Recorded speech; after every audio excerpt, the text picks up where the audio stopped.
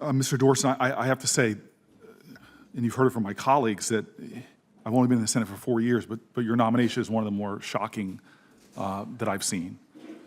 And your job that you're being nominated to, as my colleague just said, is to the Chemical Safety and Pollution Prevention Office. And the mission, as I hope you've memorized, frankly, is to protect families and the environment from the potential risks from pesticides and toxic chemicals. You've heard already from some of my colleagues, Senator Duckworth, talking about the south side of Chicago. I live in a community that has seen the effects of corporate villainy to the point now that our soil is poisoned. We can't plant in many places in our city. The air is poisoned, asthma rates, lead poisoning rates. The water is poisoned because corporations, pressing their hand and their power and their money, have been able to poison communities to the extent that you have autism rates, birth defects, cancers in our children in places in this country that are unconscionable.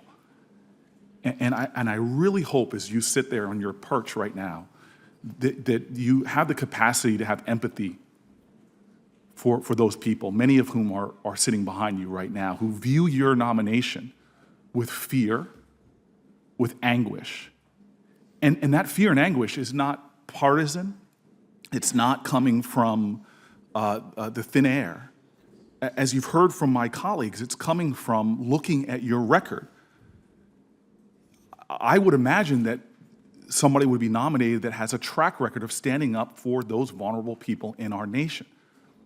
But my colleague after colleague has now pointed out what you've been doing with your professional career. And I'll just go through because it almost seems like a bit of a scene out of some Disney movie where there's corporate villains that do harm to our environment, or at least seek to if it wasn't for the heroic actions of others. So this is the process. First, a company or industry identifies a problem. And you've already talked to Dow and Monsanto and chemical companies like this. And they want to exercise influence to stop safety measures being done by governments. And so what happens is that the corporation hires your organization, Terra, to come up with a recommendation, a safety standard, so that they can try to defend their desire to put more poisons into the atmosphere, into the soil, into our water. And so what happens is that you come up with the science to back up these corporations. But I tried to give this a fair measure. I mean, the surface information that I received was so astonishing that you would be sitting where you are as a nominee that I wanted to dig into some of this stuff and came up with the same things that other folks came up with. You've heard these chemicals now mentioned by my colleagues. Alacor and acetocor, they're banned in the European Union, literally banned.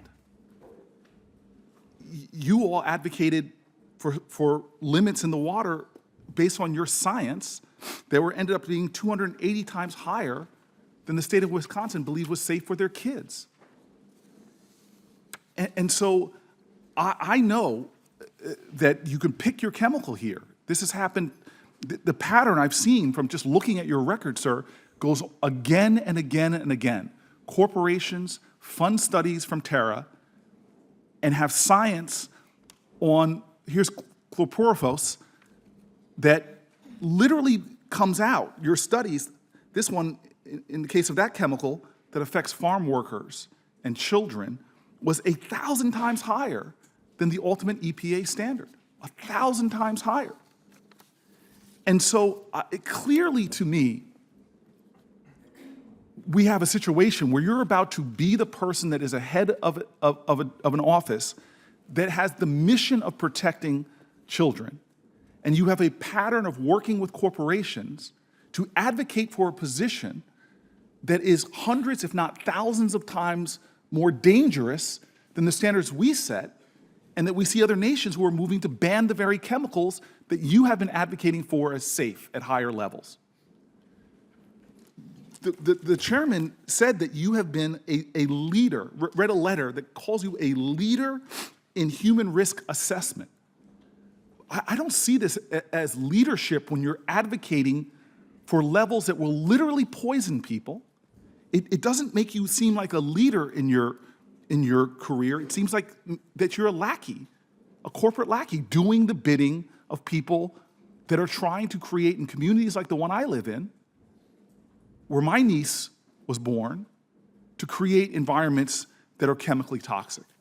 And so I've heard you not answer this question over and over again, but I'm appealing to you to recuse yourself. It seems logical and legal that you would recuse yourself from making decisions on chemicals from companies that have paid you. And I don't understand any defense to that if these corporations who are going to be advocating for standards that you set at levels that poison human beings, it seems logical that you should not be now the judge of whether those chemicals should be released or changing standards that now will reflect what those corporations wanted. And so I doubt I'm going to get it. But will you recuse yourself, sir? Senator, I'll follow the EPA ethics official's determination for any recusal. And that's the point I'll conclude with, sir. Because you're going to follow the ethics that you think that the EPA is going to give you. And I'm talking to you not just about ethics and law, but I'm talking to you about conscience and moral values. And it seems like you've been willing to bend those ideals, because I don't know if you have children, I don't know if you have grandchildren, I don't know if you have nieces or nephews like me, but I doubt you would let them live next to the companies that are spewing this stuff in the air. You would not let them live there and accept standards in their atmosphere that you have been claiming for your entire career are safe. You would not do it. But you were advocating for positions, and there are people here right now, you're advocating for positions that are going to endanger those children that are in those communities. Thank you very much.